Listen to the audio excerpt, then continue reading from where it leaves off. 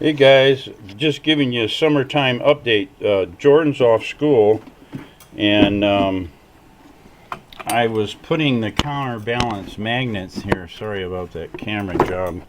And I made this a little, what you want to say, little more soundproof. I'm putting rubberizing the corners because it was loud. Why? Because I put that those counterbalance magnets in there. See that? This is your coil and your core, if you recall. And I'm trying to measure this. Now, if you'll notice, the cogging is way low now. It just sort of freely floats around. I mean, with just a flick of a finger, there's no boom, boom, boom banging like without the magnets. But what we want to do is put a lobe on this shaft right here on the inside and put a sensor there so we can measure exact rotation. Now, the stuff that you're buying out there pretty much resembles this. It's just a digital circuit.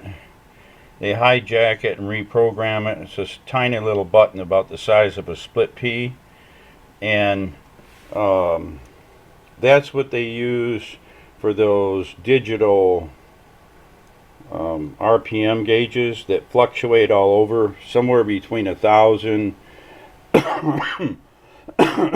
Excuse me. If you were running 1,000, you probably would see a fluctuation of anywhere from 950 to 1,000 to 1,100 or 1050. You know, it wouldn't be uncommon to see a fluctuation of 50 RPMs depending on how your hand is moving and things like that. So not accurate, not very accurate at all. So what I wanted to get to was to show you that I have a probe coming for this one. Now you see this one? Now this is the one, this is a meter a guy gave me for 15 bucks. I bought one similar to this, and he threw this one in. Well, it worked on 12 volts, but it didn't work on 115, and so I corrected that. Here's the plug, and let me plug it in for you. Now here's what that looks like.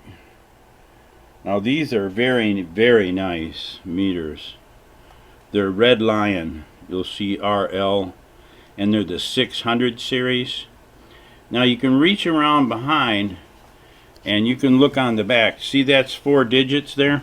You can tip this meter up and spin it round, and you'll see a lot of numbers on the back. I'll try to get the light right for you.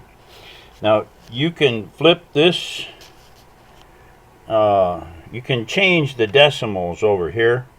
Here's a decimal switch. Let me switch. These are little dip switches. Okay. Let me switch a couple for you, and you can kind of see what happens when you do it. Alright. I switched a couple of decimal switches on there. You can't see it perfect, but you'll see it says select decimal. See, it says decimal points right there, and then this is channel pulse update. Now that's important too, this one, because if you use a gear or a single lobe or just a bolt head on a shaft, you can change things. Now you see the decimal point? The decimal point, there's 3 of them on there now. Can you see it? You can change things around depending on what you want. If you got certain gear on the shaft or whatever you got. I'll change it again. I just changed it again. Say you're making a bag, some bags, and you're only making 10 bags an hour. Well, here's a single digit. So it counts 10 bags. Now you can't have it fluctuating around to 40 bags, back down to 20 bags, then to 8 bags. You're going to lose money. You want it exact. So if you put a big gear on the shaft and you get the right sensor on there, and then you change the time sequence back here, which is not hard. It's like a 15-minute read, and you'll see the values here in the back. Now I switched it, only got one switch up here. See it right there? So now I'm going to switch it down. That's the decimal point. Now let's see what I did to it on the front. There's no decimal point, but there's the decimal point left, but there's a 0. Now let's do it again. Let's get the second switch up. See, I'm just playing. The book tells you what you can do, the little flyer brochure. This is from the 80s, guys. 85. This was updated in 90. That was one switch. Nothing happened. Now let me do 2 switches for you. There's 2 switches. So there's 1 down, 2 up. You know, like that. Or did I get that second one? Might not have got it up.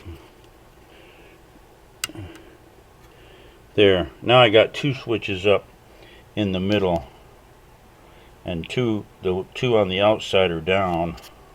Let's see what that looks like. Oh, now we got 3 of them. See that? Let me get the light right for you, so you can see how nice that is. I mean, these meters are nice. You can see them across the room, and they're really bright. Huge LEDs. They're like 4 digits, four increments high, or however you say that. Now when you buy a probe for one of these, by the way, you can get these for $25-50 on eBay. They're used and they all work, most of them. Some are more, $100, but still it's well worth it. Who wants to pay good money out for one of those laser things and then you don't get a good reading? See, now this says select only. Above it, it says, what does that say? Let me get the light better. It says channel pulse update. And these red ones you don't fool with, and this has got to do with the probe. You want a magnetic probe on channel 1 and channel 2. It's what you got. 2 A and B input. So you just pick one. That one says mag, see it there? Mag, logic, and so there's 3 settings per channel. And you set it up, you know, with whatever probe that screws on right here. Your probe screws on to 3 wires here, or 2. But depending on the gear, or the lobe, or the bolt, or the keyway that you're sensing with the probe, then you switch these switches, and then you're done. In other words, 1 to 10,000, 1,000, 100, 10, and 1. It says on there, if you can't read it. It says 10,000, 1,000. Alright? So you get some flexibility. And you're not putting tape on there. You have a bolt or something that's metal, and you put a magnetic probe up there. Now that's one kind. That's called the speed ratio. See it down there? Speed ratio. So you have 2 inputs. Now the RPM one, it's just, and I'll show that to you. Let me go get it. Hold on a second.